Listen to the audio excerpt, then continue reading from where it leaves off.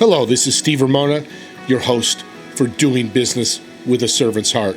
I want to thank our sponsors, Infone, and with Infone, you can place your business on everybody's cell phone, turn their business into a web app, and with a click of a button, they'll have access to you 24/7.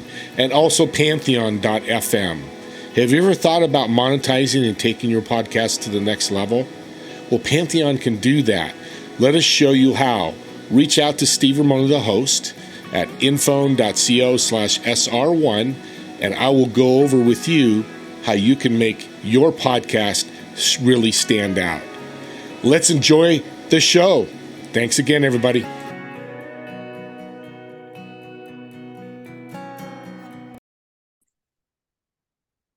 Welcome, everyone, to Doing Business with a Servant's Heart podcast. I'm your host, Steve Ramona, and I'm going to tell you a quick story. My guest I met over probably 2 years ago, and he doesn't remember it because he meets someone, but that doesn't matter. But I met with him to talk to him about my business, and I basically pitch slapped him. I tried to sell him, and he stopped me right away and said, "Cool your jets, brother. Let's talk. You don't know anything about me.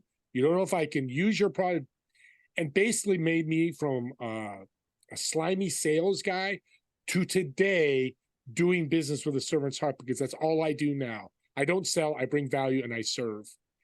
And today's guest is going to talk more about that, and I thank him in live podcast for what he did, because I am here today because of that. Donnie, welcome to the show.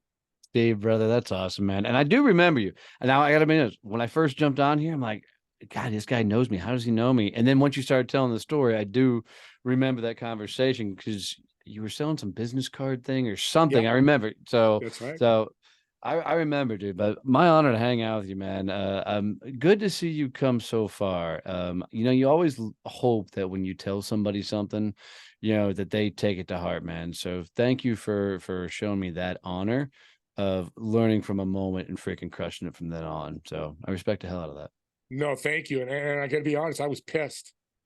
I'm like, who's this Donnie guy? Then I did research on you, and then I thought about it and went, dude, you got to change. You're not going to be successful at all if you don't change. So you're going to go through that, listeners. You're going to go through, who's this guy telling me what to do, to go, he's the real deal.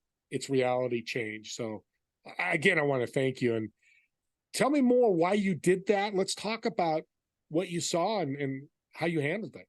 Yeah. So, well, I mean, let's be honest. I've spent probably 25 plus years now in the sales game. And as a young buck coming up, dude, I was what everybody hated about sales guys. I was in a group of dudes that it was win at all cost, and losing was not an option, right? And you didn't want to be the dude at the end of the day that hadn't sold anything, because you're going to catch hell from everybody else. So it was straight gunslinging, if you will, in a sales game. So I learned transactional sales early on, and what I didn't understand back then is I burnt more bridges than anything, because I got really quick with my tongue. I got really fast with how I said and asked for things. I mean, hell, I started off in door-to-door HVAC sales. I mean, it doesn't get much tougher than that.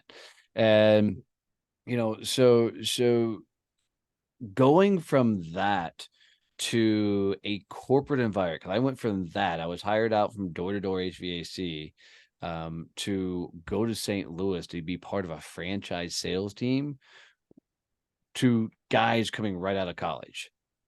Right, the average sales portion went from, when you're in HVAC, you're in somebody's home, that's the sale. There's no coming back, to a sales cycle that was sometimes 6 to 18 months. And you want to talk about, and I can't tell you how many executives pulled me aside as I was trying my fast talking, let's get it done. And they were like, "What are you doing?" And I literally had to reprogram myself to slow down and start having conversations with people versus trying to win the deal, because there was no just winning the deal. And I often tell people, man, if you do half the crap most of these sales gurus out there tell you to do, if you're selling a transactional thing like insurance, cars, where the person's not going to come back type of thing, cool, go do all that stuff, right? But if you're selling something that is going to give tangible value for people for over a long period of time, all that crap that they talk about, like the marketing bros and all those guys, man, you are going to flat out get your teeth kicked in. And you're going to look up 18 months later and wondering why the company you went to work for, is firing you, or why your business is not getting off the ground, is because you're trying to sell everything to everybody. So it was a humbling experience. And I continue to evolve from learning to sit across from somebody and have a genuine, real conversation, serve them first from your perspective, and literally give them as much value as possible. And most times your sales calls won't even feel like a sales call. Yeah, you're right. And you served me that day. And other kudos to you. And because it's your show, you're my guest, is you willing to be on my show instead of like this guy pitch slapped me, because people will do that. I Yep. think, Donnie, that they'll go, that he's an idiot. Yep. I'm not going to be on his show. He's just going to pitch slap me again. But Yep. again, that's what a servant does. If you come to my level, we'll serve together don't be a taker though. Yeah, I'm a firm believer that people evolve.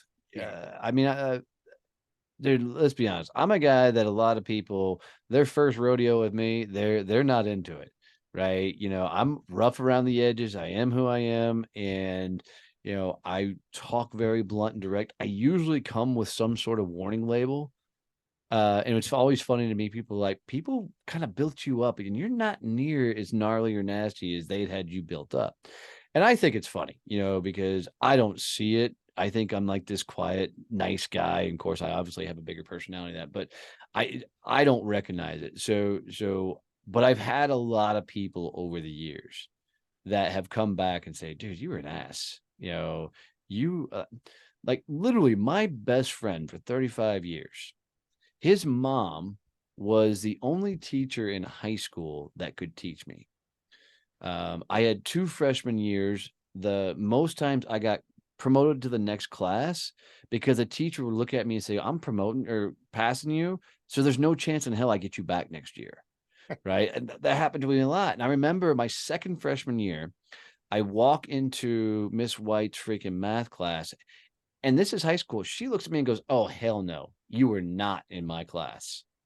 And I literally had to go up to her and beg her to be in her class because no other math teacher would have me. I literally wasn't going to be able to do math, which means I was out of school because no one else would let me in school. And to this day, me and my buddy Joe have been friends for 35 years.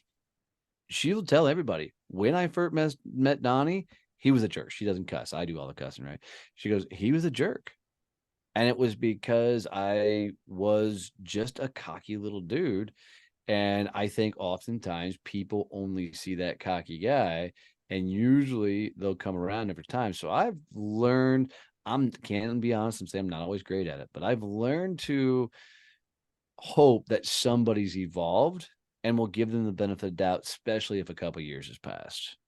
But I'm not That's always good at it. that's so well said. What's the lessons you learned from all this in high school? Um, if I were completely honest, is other people's opinions don't matter. And I learned to kind of go with the flow. I think everybody at some point deals with imposter syndrome and everything. Um, I think going back to some of being that punk kid in high school has served me well in the corporate world, because when I first got into the corporate world, really going from HVAC to selling franchises, there was a huge culture shift of blue collar to white collar, to a VP pulling me along the side saying, you can't say y'all, lose the twang, and going this kind of very more straight laced business esque guy playing the role, and doing that for almost the next 20 years, to then launching my company and slowly coming back to more of my roots, which is the kind of a country dude, wears ball caps, cusses too much, talks like I talk, and it's kind of direct and blunt. And coming back to more of my roots has really helped me build a personal brand. And most people will tell you I'm more the most toughest, craziest, loudest dude that's got the biggest heart of any person they've ever met. Because I genuinely love helping people. I'm just going to do it from an extreme tough love place. Yeah. So That's the best place too, because look what happened to me. right. So I'm an example audience. let's talk about your business. I see you on LinkedIn all the time. You do great stuff on LinkedIn, and Oh, there's thanks, not a sir. lot of people that does it. Let's talk about what you do and how you help people. Yeah, so it's fascinating is when I first left corporate America, I was hit with a non-compete. And my last career was with an international sales training company. And so I came out starting my business and I couldn't talk about sales, which is the only thing I knew. So literally my first year of business, we almost lost everything that I had because one, I didn't know how to be a business owner. Two, I didn't know what the heck to sell. So, but found podcasting taught me a lot about a business and saved my business. So, 3/4 away of my first year in business, we built a podcast consulting firm that took off, did very well. And then I launched a sales training company once my non-compete came up. But it really wasn't until about 2.5 years in the business. We were getting ready to do the inaugural Badass Business Summit. And 2 weeks before the event was supposed to happen, COVID hits. So I had rented out a convention center, had people flying in from all over, and now we can't do the event. So at that point, I've got 2 online businesses that are doing very well, and the whole world is moving to an online place. And I'm like, crap, we're going to be fine. I really felt like we were going to be okay. But I knew it took me 2.5 years to build an online business, and people didn't have 2.5 years to figure out how to do things online. They had like 30 days if they were lucky. So prior to launching all my businesses, I'd done a ton of networking. I'd run a ton of networking groups, and I really was kind of burned on the idea, and I did not want to do networking. I like sales. Give me the sales side of things. Networking at the time in my head was networking was for a bunch of people who didn't know how to sell. Let's go network. And if you look at the history of networking groups and the like, they were always written by or created by somebody who couldn't sell. Like Ivan's story from BNI, he lost his number one client, didn't know how to get, clients. So he formed a networking group. From Lay Tip, I mean, all of them come from a space of they didn't know how to sell. So they had to bring people together. And so all the methodologies and everything were built around this idea. I can't sell, so let me go network. So when the pandemic hit, we were like, God, we got a skill set. We know how to freaking sell. We know how to network. Let's create groups that bring people together. So we launched Success Champions, which became a peer group where we bring service-based business owners together, not focused on referrals, because I'm just a firm believer that referrals should come from your clients. Introductions come from your network. And just to define that, an introduction is 2 good people go meet, go have a great conversation. A referral is, Bob meets Sally. Bob's looking for your services and he's excited to talk. There's a sales conversation attached to it.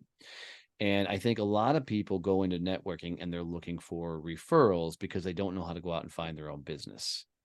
So there's a lot of desperation that happens, kind of like showing up on a Zoom and a guy instantly pitching you, that kind of stuff. Yeah, Yeah. I've heard about that guy. So a lot of that kind of stuff happened. So we shifted the whole idea of we're not looking for referrals. Let's go get introductions. Let's go get into the right rooms. Let's get in the right conversations.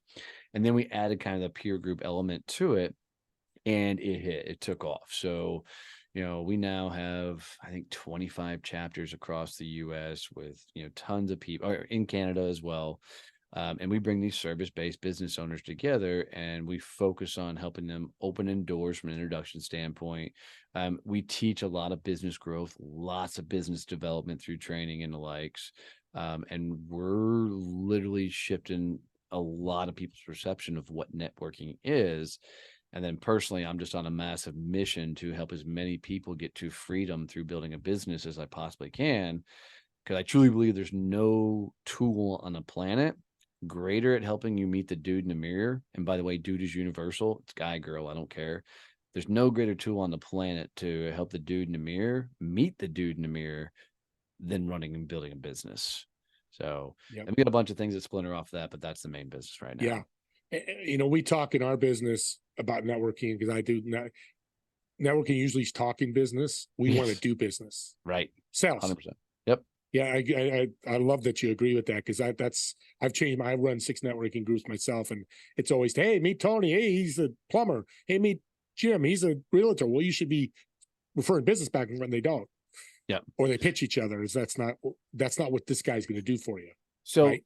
Yeah, let me modify that. I love that. We can have a lot of fun with this conversation. Yeah. So let's say you have a plumber and you have a realtor. Okay. So the perfect way those two should be working together. Like if I did any blue collar type job where I touched a home, instead of trying so hard to go get John Q consumer, let's say we'll go back to my roots and say, well, I was an HVAC guy and I'm in networking. The way I would work that is I would go get the plumber, the roofer, the window guy, the siding guy, the painter, the handyman, and I would create a group of people that were just studs that were regularly going out and doing their own business calls.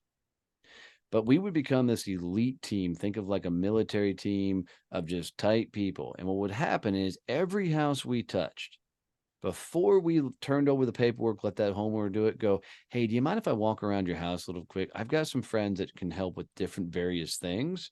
And I would literally walk around their house and go, hey, it's not something you're looking at, but have you seen your windows here? Have you seen your siding here? Have you seen your painting here? And they said, well, no, actually, I didn't notice that. I said, well, I have a buddy who runs his own company, and I would 100% say, give them my buddy's information that was the painter, the window guy, the roofing guy, whatever. And then I would get 6 or 7 guys in the same trades doing the same damn thing. Every time they went to the house before they finished up, hey, can I do a quick walk around and make those introductions? Those guys would be millionaires within a couple of years because they're literally just opening doors for each other, right? Because this is how we do B2B networking, right? And B2B, it's not about, hey, you and I need to do business together. It's 100% about, hey, let's do this. Let's sit down. We both sell into manufacturing. We both sell into software. We both sell into technology, whatever else. Let's map out 25 to 100 businesses we want to go after. And then let's see if one of us can get in, we'll bring the other one in. And you get 6 or 7 people that are that laser focused in on business. Now, and funny things I used to do back when I was doing sales training is we put 6 or 7 people together. We were going after manufacturing. That was our client base. We'd put the target list of companies we all want to go after collectively. If somebody set an appointment like on Thursday at 2:00, the rest of us would go out of our way to try and get an appointment right around that same time. Because there's just something crazy about being in a B2B manufacturing environment, walking down the hallway and you see your buddy that's selling something else. You're like, Jason, what are you doing here? It's like, oh man. And now you're cross-pollinating, introducing across the company. And this is how networking is supposed to be. It's really supposed to be this collaboration of people working together to try and do things. I mean, we used to sit each week and not only would we say, what are the 25, companies we're going after, 100 companies going after, we'd also be like, hey, here are the 3 companies I closed last week and just brought on board. Anybody need to meet these companies? And when you get around people that just get it, doors get opened and conversations are just had and good things happen. But because people are so desperate by the time they find networking, like myself included, the first time I found networking, my sales were down so bad that I found networking. And even though it sounded like an AA meeting, I'm like, I'm desperate. I got to try anything. Right. And that's how I ended up at my first BNI meeting. And there's some funny stories there. And I got nothing against BNI. Right. But, being a young buck trying to sell everybody, you'll get your teeth kicked in really quick. Right. And, but as everything evolved, man, and you learn that inside of every networking group, there's usually 1 or 2 people that are absolute rock stars. Everybody else is feeding off of those 1 or 2 rock stars. What I learned later on, man, if I can go snatch those 2 from this group, those 2 from this group, those 2 from this group, and we put us all together, God, we were doing millions of dollars in referrals and the like because we were all gunslinging going after it. So we replicated that model when we created Success Champions. I'm going to use your word. That's badass, because that's what I've been doing. And an audience, it's been doing this for the last 8 months with my podcast, building these partners. I've made more money in 8 months. Exactly what you just said, partnering up with people and partnering up and combining our forces. You can't do it with one. You got to do it with many. As I say, your network's your net worth. 100%. And you just, oh my God. Audience, please re-listen to this, because what he just told you is worth $1 million to you. Swear to God. Before I forget, because you just gave such a great story, how can they reach out to you, find out the Badass Summit, get out there to see you and things like that. Yeah, for sure. So, guys, if you've hung out with us this long with me and Steve, and you got any tips, any advice, anything out of this, do Steve a favor and literally share this episode with one other person. Having my own podcast, I can tell you the toughest thing in the world is building your audience.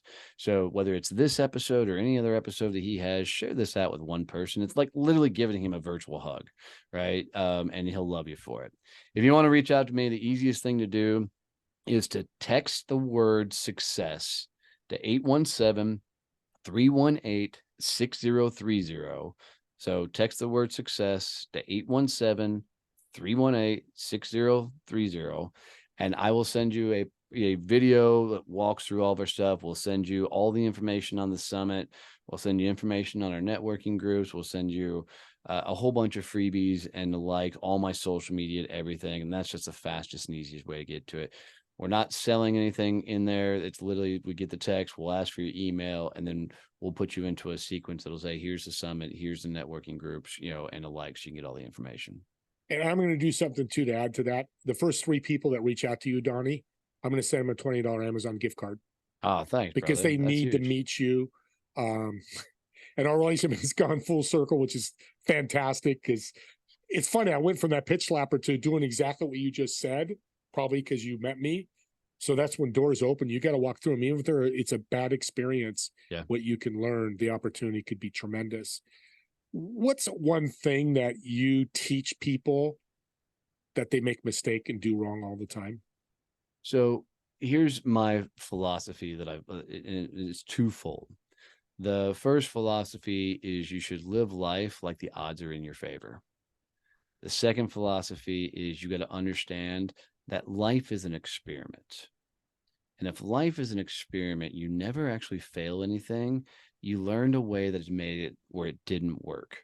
So think about anything you want to try. You go try it and it doesn't work out. Cool. It's an experiment. Let's go experiment. Let's go take what we learned and let's go again and go again and go again. And the more you try and learn from those moments, those experiences, you're going to level up faster than anybody else because you're taking that applied learning and moving forward. Oh, I love it. Those are such great advice. We're running out of time here. The Badass Summit, is it coming up? Is it something? Yep. It's August 11th. I think it's coming up here soon. So it's September 20th through the 23rd. Okay. Fort Worth, Texas. We've got 20 speakers flying in from all over the world. Michael Haynes coming in from Australia, speakers coming in from Canada. Jared Morgan will be there speaking. He did a $500 million exit 2 years ago and is going to teach on business scale. Jerry McNamara is going to be there. Jerry's done several business exits. He's going to talk about your systems and processes. And don't get me wrong, the speakers are absolutely amazing. But the reason people really need to get there is because the networking is insane. Never have people walked into a room where the people are as invested in their personal success than any other summit we put together. We require the speakers to stay the entire time. They're not flying in, fly out. They're participants as well. So you get a chance to interact, mingle, get to know, and truly work on your business. And they can go to badassbusinesssummit.com for all the details in there. They need to move quickly because hotels are filling up very fast. We've taken over the entire hotel. But September 20th through the 23rd, Fort Worth, Texas, badassbusinesssummit.com. And what's wrong with Texas anyways? And I'll put this in the chat notes. So, and you get to meet Donnie in person. I'm sure you spend time as many people as you can out there. I don't want to. Yeah, it is 3 days of nonstop shaking and talking, conversating, pulling people to the side, having great I love it. Oh, it's awesome. I'd love to have you back, Donnie. We got a lot more to cover, like that BNI story. So I'll have you back in a few months because I want to hear that. And I'm with you. I love how you put it that BNI is people that haven't made sales. They built this network. And I did that myself, jumping in. Oh, great, meet all these people. But yeah, it was about because I wasn't any sales yet. Yep. 100%. With that being said, I want to thank you. God bless you for what you do. God bless you for letting me come back into your world a little bit. And God bless you for helping me be where I am. I'm going to say it again. You've changed my life. And audience, he's going to change yours. Reach out. He'll get into his summit, get into these networking that he's doing. They are powerful. I've taught the people that part of it. With that being said, what's one more? You gave us so many nuggets. What's one more tip you can leave my audience? Finish every day walking up to your mirror and saying this phrase, I'm proud of you. And here's why. When I almost lost everything, the night I looked at my wife and said, babe, we're about to lose the farm. We're about to lose everything. I remember going up to my mirror and looking myself in the dead eye, and I'm defeated, right? At this point, I'm defeated. And I looked in the mirror and I tried to say the words, I'm proud of you. And instantly I said, dude, no, you're not. You're not doing the sales thing. You're not doing the marketing thing. You're not running a business. You build a really crappy damn job for yourself. So I said, all right, that's what I got to work on. So I started working on the sales thing. I started working on the marketing thing. I started putting myself out there more. And the business started to turn. And every night I'd go to the mirror and say, I'm proud of you. And every time I did that, something would pop up. And I'm like, all right, that's the thing I got to work on. So what I found is every time you go to the mirror, if you can utter the phrase, I'm proud of you, whatever pops up is the thing you need to either go do or go fix. An interesting thing is once we really turned the companies and things started really churning for us, and we started finding some success and the like. I remember going to the mirror and I said, I'm proud of you. And instantly I said, no, I'm not. Look at your wife. She's miserable. And because I was so focused on turning the business around, I was neglecting her by not spending time with her, not giving her. I wasn't fulfilling my role as a husband. And so I'm like, crap, now I got to figure out, not only do I got to build a company, but I got to take care of her as well. So you can lie to yourself. I know for a fact because I've done it to myself. But when you go sit across in the mirror and you say the words, I'm proud of you, literally whatever pops up, go work on it. Go fix it. Go deal with it. Don't avoid it, because the more you avoid it, the more worse it's going to get. But the more you do that, one day you're going to look up and go, I'm proud of you. And you'll be like, huh, I actually am. And that's a good day.